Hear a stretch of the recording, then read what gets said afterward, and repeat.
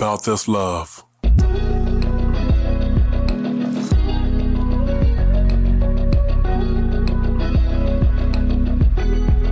About this love. How you guys doing today? You are tuned into About This Love podcast with myself, Dale, and my lovely wife, Sherelle. Say what's up to the peoples. Hey, hey. And this here is our anniversary special. I guess you can call it the 2021 edition, but we wanted to come to you guys this year and just take a trip with you down memory lane. Nah, I'm joking. Not a trip down memory lane. You know, I'm all for the trips. But because it's our anniversary, I told her I wanted to put out a podcast for this week because I just wanted us to just discuss some of the things that we've learned in 4 years of marriage, some of the advice that we were given. Did we follow it? And are there things that we wish we would have known that maybe could have helped us in our marriage? If so, you know, what? And really evaluating our life and things like that from this standpoint of 4 years in the marriage, going into our fifth year. So yes, we got married February 2017. We actually wanted— You sure it was 2017? Yeah, we actually wanted to get married on Valentine's Day, but unfortunately that was a weekday and a lot of people had to work. So we was like, let's just keep it. We got married on a Friday, right? A Friday, Saturday? Wait, no. Hold on. I never said I wanted to get married on Valentine's Day. I thought it was your idea. No, it was not my idea. All those listening in Radio World, TV Land, it was her idea to get married on Valentine's Day. I don't care what she said. Valentine's Day? I don't care what she— No, it was not. I wanted to get married on the day that we met. We met on the 12th, and so I wanted to get married on the 12th. And that was the day that I wanted us to get married, on the 12th of whatever month. It didn't matter, but just the 12th so I can remember it. Okay, if you say so. You don't even know what day we met. And you sitting there trying to, okay, anyways, if it sounds more romantic for us to get married on Valentine's Day, then sure. Yeah. Well, I mean, okay. Well, if I remember correctly, we got married because I think that day was more convenient for people. Because, I mean, you got to admit, if people work, you don't want people to have to come to your wedding on a weekday. And on top of that, people who came to our wedding came from really all over to really show us love and support, and we really appreciate who came out. Well, it's actually cheaper to get married on a weekday because there's less people. So, I mean, because, you know, as soon as you say wedding, you could throw any other party, a birthday party, you know, a Halloween party. That's true. And it's cheaper. But the second you say wedding, it's like— they jack the prices up. Yeah, it's like per butt, per plate, per thought, you know, per person. And so you really have to eliminate the amount of people. You know, you really start to be like, I mean, how long I've been friends with this cat?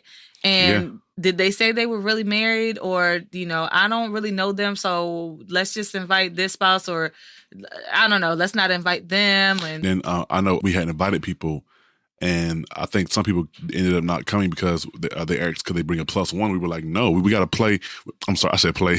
We got to pay like so much money per plate, you know, and that's coming out of our pockets, and people don't understand that. It's like, I'm not paying for your +1, you know, that I don't even know them Bamas. And again, I understand, but I think when people begin to plan weddings and things like that, people who are coming don't understand that stuff costs money. Like, you are charged like a lot of money per plate.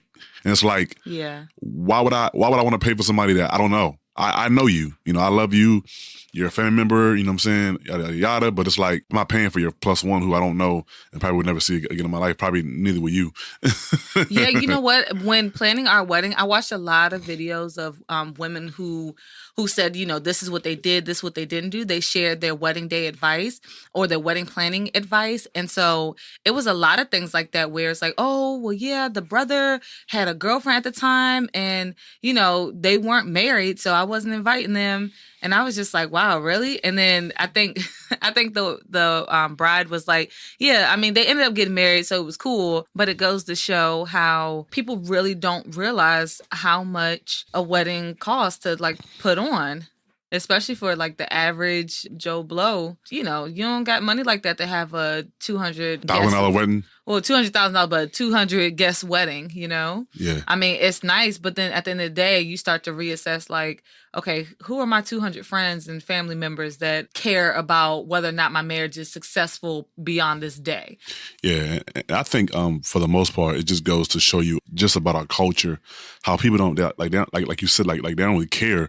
They just want to floss. Like, I just want to floss. You know what I'm saying? It's like just thinking about, you know, the wedding day and how much it costs. How much more does your actual marriage to your spouse costs.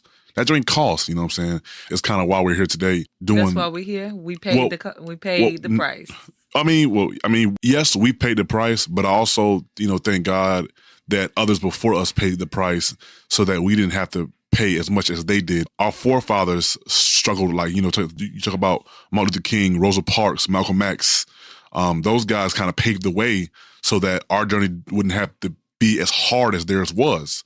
Now, as it relates to marriage, a lot of our, what I would call mentors and spiritual father, him and his wife kind of paved the way.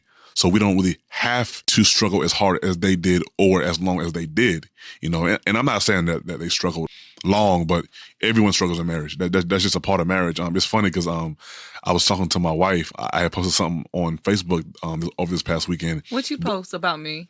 Sorry. Well, let me finish saying what I'm saying. Thank you. What I did it on purpose. I threw a little hand grenade. One of the things I asked is, does your spouse have the liberty to go through your phone? And do you have the liberty to go through theirs? And some of the responses, were kind of course, what you would think that they would be, man, which was like, man, nah, not if you trust me. And when I think about it, to me, I was thinking to myself, like my wife going through my phone, or me having the idea that my wife, doesn't need to go through my phone if she trusts me. I was like, isn't that the opposite of trust? Well, have you ever heard of don't go looking for something you don't want to find? And I think a lot of people take that mindset when it comes to the cell phones. And it's just like, well, if you going through someone's phone, then you're going to find something.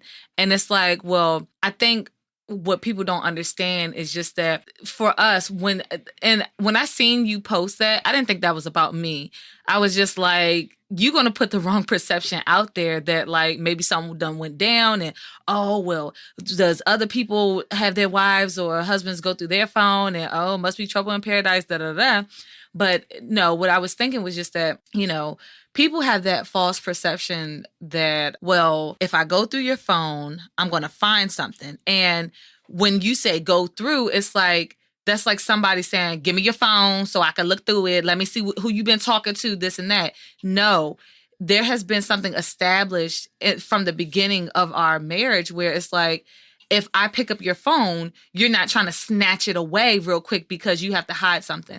I remember someone had said to us, their life is an open book. So if I find myself deleting messages or hiding things, then that's already an issue. You know what I'm saying? And it could be something small, but that's how the enemy gets you. It turns into something bigger.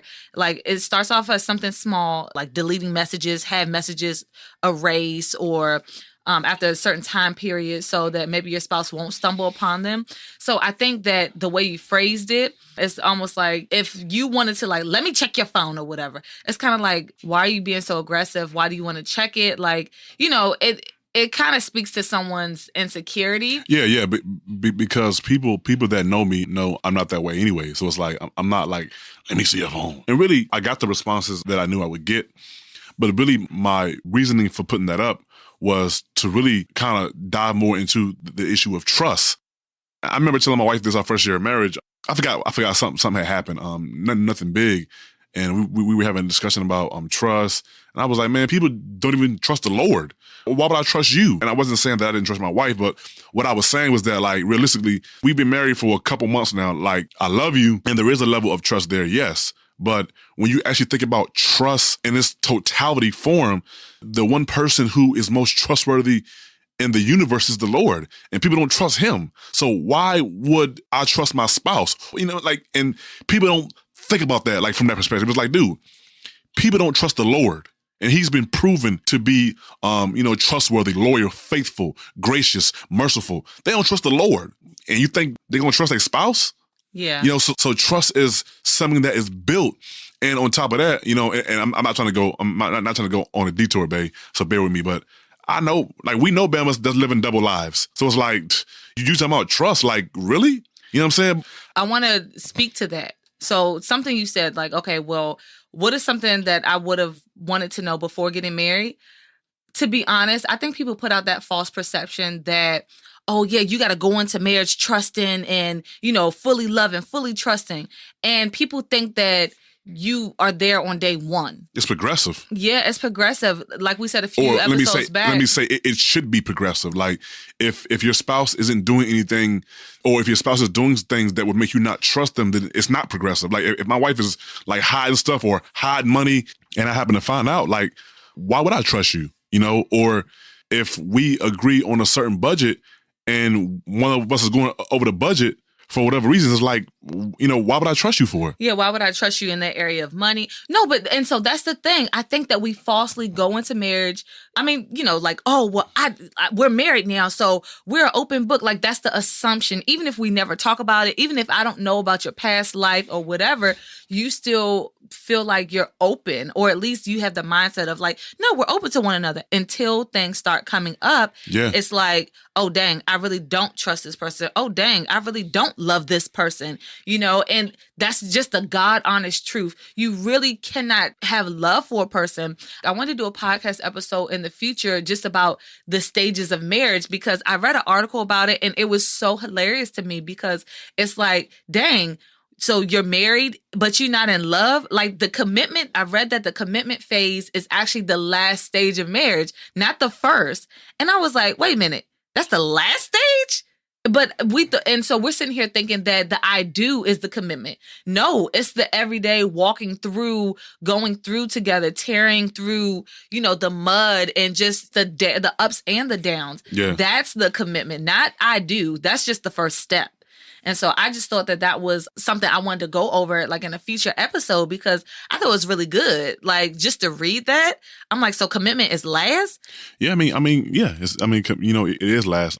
Because I know a buddy of mine, he just started talking to a young lady, and it's interesting because as he was telling me about a lot of their interaction, I was like, you know, that really reminds me a lot of me and my wife, because me and my wife, like when we first met, that first few months, we were asking each other a lot of like difficult and like personal questions, and we honestly answered them, which is probably why we are still married now, because we got a lot of that hard crap out the way. Well, we got I feel like that's the preliminary hard crap. What I'm saying is that like we talked about a lot of things that a lot of people don't talk about until they get married.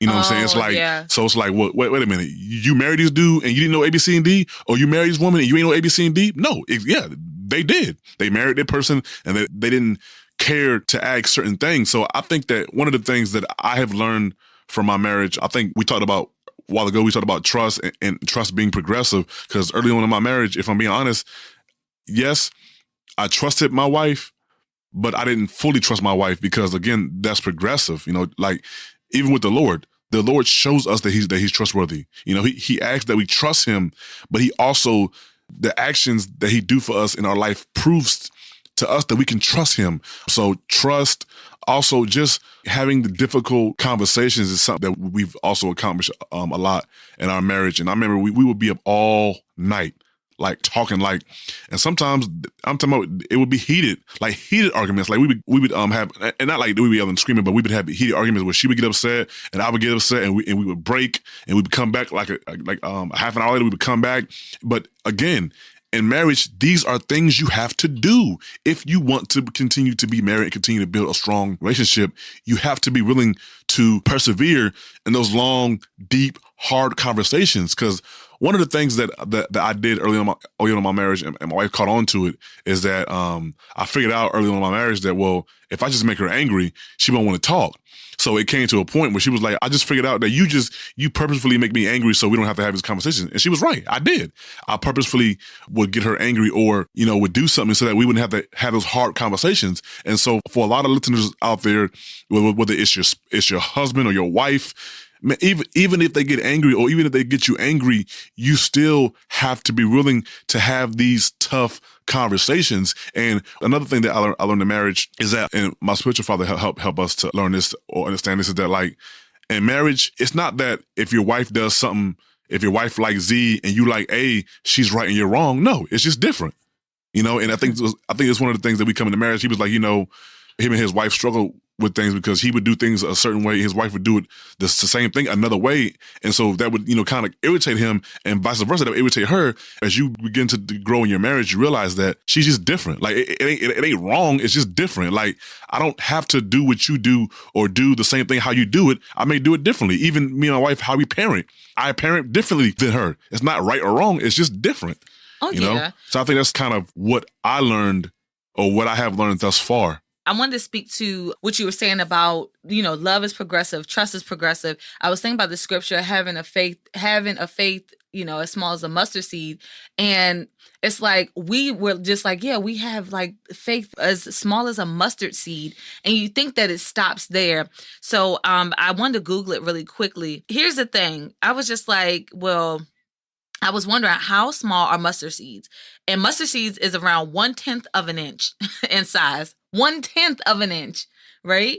Mm-hmm. And so it's a really tiny seed. But then as I'm reading, it actually grows into large flowers or into like a bush or even a tree.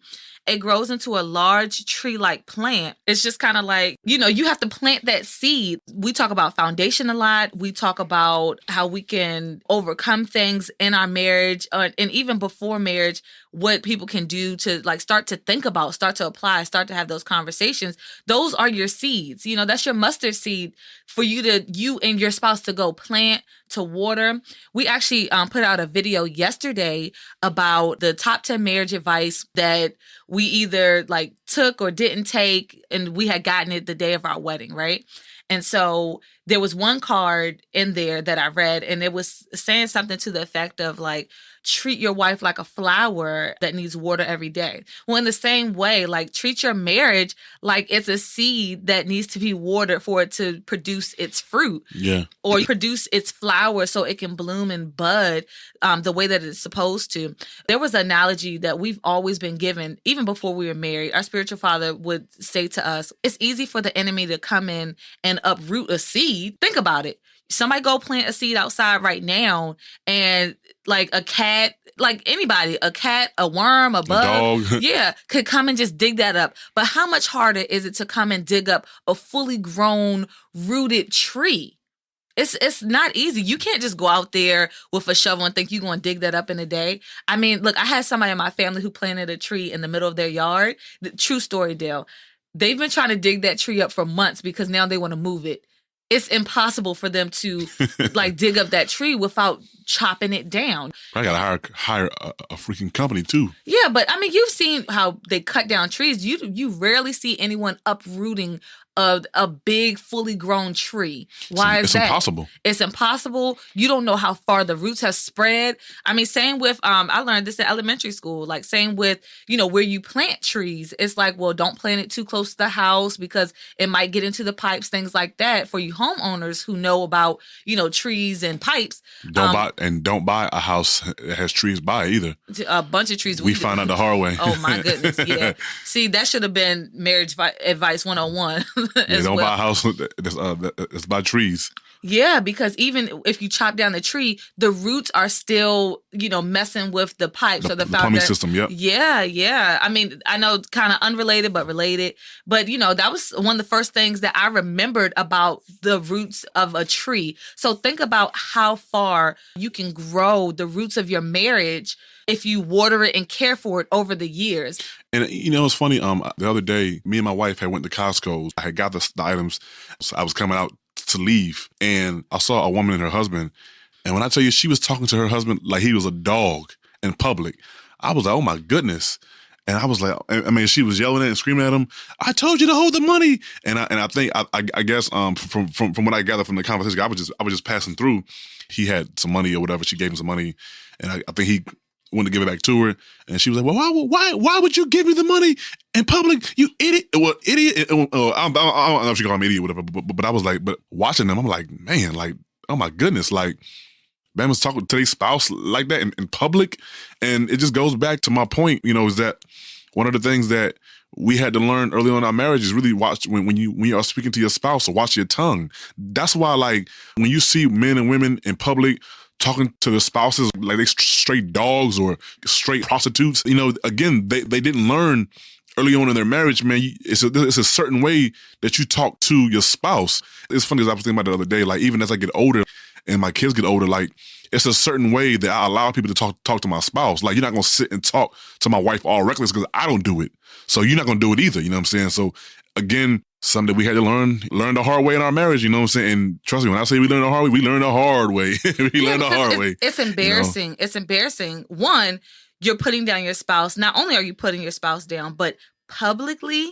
So then for us, I mean, and this might not be everyone's reasoning for not wanting to talk down to your spouse in public, but for us, it was like, well, what image are you putting out there? Like, if you're supposed to be the representation of the Lord, you know, people are watching your marriage. They're watching your relationship. And you sitting there talking to your spouse like that. And I mean, you know, we're human, right? So we make mistakes. We might come out of pocket. I mean, in private too, not just in public. I mean, in yes, private as well. But listen, that's an extension of that. That's an extension of how you talk to your spouse in private.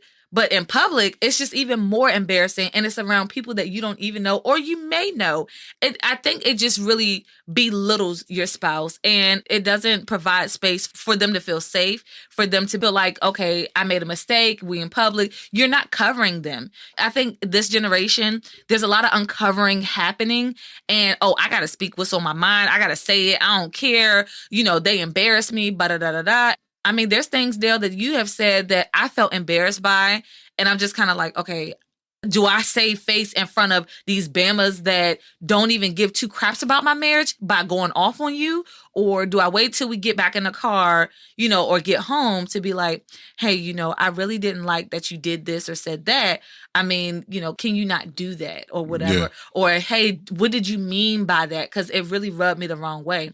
I mean, I remember...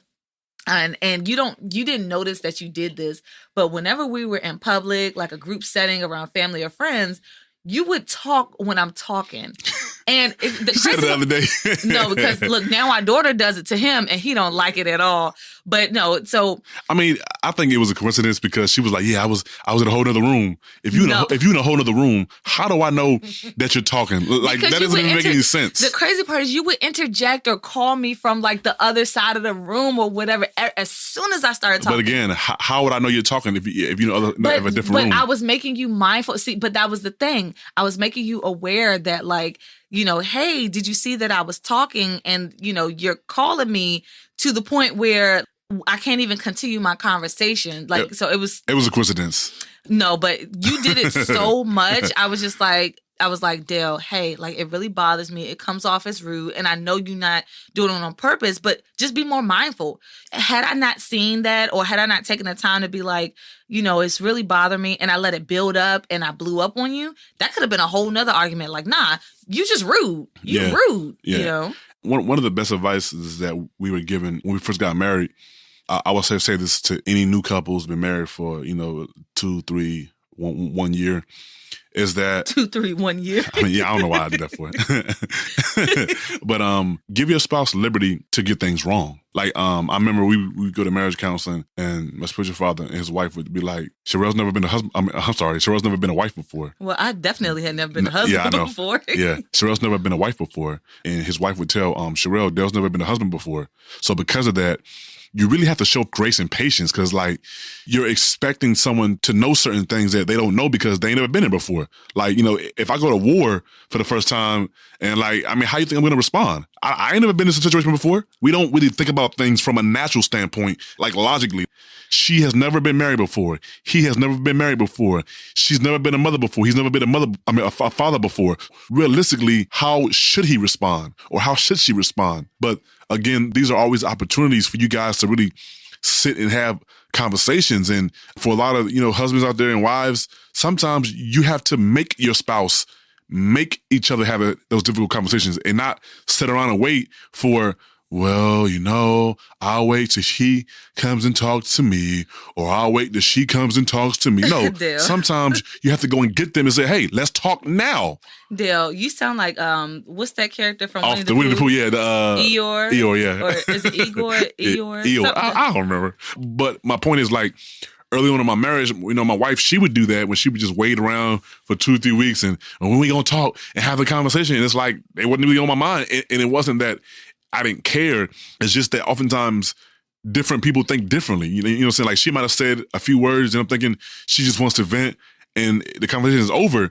And really she's looking for me to respond and so we can have a conversation, but I never got that memo. So it's like, again, for you husbands and wives out there, when you're early on in your marriage, sitting around being angry for 2-3 days or 2-3 weeks, you're only pulling each other further and further away from each other. That's all you're doing, because things are sitting there on your mind, and the more you think about it, you're getting madder, and then you're getting bitter, and then you're getting angry. When you can just say, "Hey, let's talk now," and I need to talk. And no is not an answer, and that's one of the things that I've learned in marriage is that sometime in marriage, you have to be assertive. You can't be passive. And I say this all the time, and I even tell people this now who are looking to get married. I said, man, marriage is no place for passivity. It's not. Well, I'll talk to her when I feel like she's ready, or I'll talk to him when I feel like he's ready to talk. He ain't never gonna be ready to talk. She might never be ready to talk. Especially if you let that joint slide, because honestly, in their mind, it's like, oh well, I mean, he acting like everything cool, I'm acting like everything cool, so we cool. But it's like, no, it's you not. sitting there burning up inside, and then they're gonna keep doing it. I heard this lady speak about how to articulate yourself to your audience properly, right? And so I love this because what she said was, people use the phrase practice makes perfect, but no, what she said was practice makes permanence, meaning the more you practice something wrong, it's going to become permanent. And I was like, Dale, that's true. Insert mind blown audio right there. I'm not going to do that. Like fireworks, well, either way, when she said that, I was just like, yes, you are doing things wrong in your marriage and you're going to keep doing it if you don't address it. That's one thing that I've learned. We're going to keep going through this, and it felt like a hamster wheel. I hated it. And I'm just like, Lord, how can we get off of this hamster wheel? I've asked so many different couples, this is a hot button issue. You got to fight through it. How are we going to get off of it? You got to, and that's one of the things I can say now is that early on in my marriage, we hated to have the difficult conversations, but now it's not really a problem anymore. We still kind of cringe, but it's like, okay, let's just talk about it. A couple weeks ago, my wife came to me, we need to talk, and we talked, and it's early on in our marriage, I probably would have, delayed, stalled a couple days, delayed a couple weeks, because I really didn't want to talk about it. So the more you do it, that's why early on in your marriage, that's why you have to do it, because it's like that's your husband, women, that's your wife, fellas. You can't allow them to delay matters that are troubling and deep on your heart.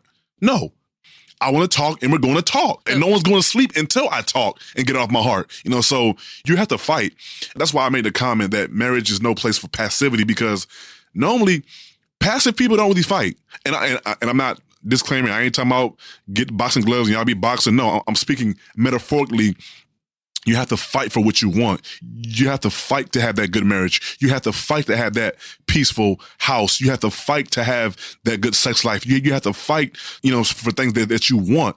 They're not going to come or fall in your lap because dear Father God, I want you to make me patient, Lord, and a loving husband and wife. God's not going to just by osmosis. No, the Lord's going to give you the grace and give you the patience to endure and give you everything that you need to get that, but the work is required for you to do. Yeah. The Lord will give you the grace so you can bear and be more patient and be more loving, but the work is still required for you. You're going to have to still do the work. God ain't going to come down from heaven and do the work for you. No, you have to do the work. I gave this analogy or this story a couple episodes back. When I was in elementary school, I did not like math. And I used to get off the bus and I used to pray that, Lord, please let my math homework be done by the time I get to school. By the time the teacher asks for the math homework, please let it be done. In my heart of hearts, I seriously used to pray. And then I will be disappointed that I go pull my, the teacher's like, okay, where's your math homework? So I go pull it out and she's like, you didn't do it. And I'm like, what? What do you mean I didn't do it? It was done right there. As if like it was supposed to be done. And I feel like we take that same mentality when it comes to our marriage. We get the work. We have to take it home and apply it practically. And then we sit there praying for the Lord to fill out the answers when we haven't even applied ourselves. You know what I'm saying? Like, Yeah. And then you sitting there, you know, you going to the marriage counselor or you going back to God like, well, God, why wasn't the worksheet done? Why wasn't the math homework done? Because that's not how life works. I was gonna say, like, don't get stuck on someone else's marriage, like what they have in their marriage, because the people are different. Like, we have friends who are married, you know, and again, the husband's different personality for me, different likes, different things, and same with the wife, different from my wife. So it's like I can't have what they have because I'm not them. We don't even have the same personality. And I think sometimes people kind of covet other people's husbands and wives. You know, it's like, well, you know, that's her. That's her personality. You know, that may not be your husband's personality. May not be one who's outspoken or, you know, one who, you know, like to have conversations. That may not be his personality. He may be quiet. So you may have to just try a little harder to really talk to him, you know, saying she may not be very affectionate, you know, so you may have to kiss her and give her hugs to make her affectionate, you know, and it's just things that you learn in your marriage as you continue to grow and progress. You said and make trust. her affectionate? Yeah. Yeah, I don't think you can make You wasn't very affectionate when I met you. Well, here's the thing. I feel like I'm an affectionate person, and you can ask my family. They call me clingy all the time. But the thing is... They call you Chatty Patty. No, you definitely made that up. I made it up. Yeah. But no, so, I mean, they say that I'm really clingy, and that's why my kids are clingy. I mean, I love affection, but I guess I love to give it, or maybe I love to receive it, but I don't know how to, like, give that, like, in the way that you, as my husband, would like to receive it, if that makes sense. So that's something that we had to learn, was just like, what are our love languages? Yeah. I mean, shoot, we were given the book as a wedding gift, and we read it. I've read it. I didn't read that joint. I listened to the ebook. And that was on YouTube. I didn't read that joint, yo. Okay, y'all. Sorry if you were the one that gave us the book, because we did. I didn't mean it like that. Like I didn't read that joint. No, what I'm saying is I don't really read books. I only read the Bible. So if you give me a book, I'm gonna go find the ebook and listen to it. Well, no, I did. So I read the book and then I listened to the ebook, and I did it throughout the years. Like I had listened to the ebook, and so it was kind of crazy because I was just like, wow. And I took the test as well. You can go onto the website and take the test to figure out the love languages. But it really does help, because my husband thought that my love language was acts of service. So you would do things, because I was like, do you even know what makes me feel loved? And you were like, yeah, when I help you out around the house and stuff. I'm like, nah, that's what you're supposed to do. Like, nah, dude, that's what you're supposed to do. It's a song. What you supposed to do? Oh, I've never heard that song. I might have to leave the link to that joint in that thing. I'm Christian. I don't know that. It's a Christian song, like Christian rapper. Oh, really? Jason, capital J-S-O-N, Jason. Oh, nice. Okay, well, find that in the link in the description box then, and let us know what you think about it. I mean, but so yeah, basically, the different things that we've gone through, I think it's gotten us here. But then we don't just stop here. You know what I'm saying? Got to continue to push and move forward. I was watching a video, a young lady, she was actually talking about her marriage to her husband. And one of the things that she said that really moved me, which is kind of, God always reminds me of why I have to push for an excellent marriage, because she was like, I wanted to be married because my father and mother were together, 30-something plus years. And I see how my father loved my mother over the years. And I wanted a man like that. So I think that's one of those things, is that like when you actually are living this marriage life out and you have children, your daughters and sons, they see that. They see the dedication and the love and the care that their mother has for their father. They see the love and dedication and trust that their father has for their mother. So that's important. You're actually painting a picture that they will begin to see and form paradigms as they get older around marriage, or why they won't want to get married. You know what I'm saying? If marriage is bad. So I think that it's always important to know that when it comes to this walk with the Lord, everything that we do is for representation of the Lord. So when people see me, what are they seeing? Are they seeing me, or are they seeing the Christ? Because they ought to be seeing the Christ and not me. Even in our marriages. Even in our marriage. So, without further ado, happy anniversary to the Skinners. 2021 edition. Wait, us the Skinners, right? We the Yes, Skinners. that's what I said. The Skinners, we the Skinners. Well, yeah. Well, y'all I ain't gotta say us the Skinners. I say we the Skinners. Nah, it's a bunch of Skinners out there. But they ain't on this podcast though. We are so. Okay, I just wanted to be sure, like, which Skinners we celebrating. But happy anniversary. Happy anniversary to you too. Until next time, guys. Peace. Thank you for tuning into today's podcast episode. Be sure to follow and share your thoughts as we continue the conversation on About This Love's Facebook, Instagram, and YouTube channel. Join the About This Love community on Discord. The ATL podcast episodes can be found on all podcast streaming platforms. If you've enjoyed today's conversation, please consider submitting a donation via PayPal or Cash App to keep our podcast going. Click on the link below to find our podcast and social media platforms. Thank you. Until next time, peace.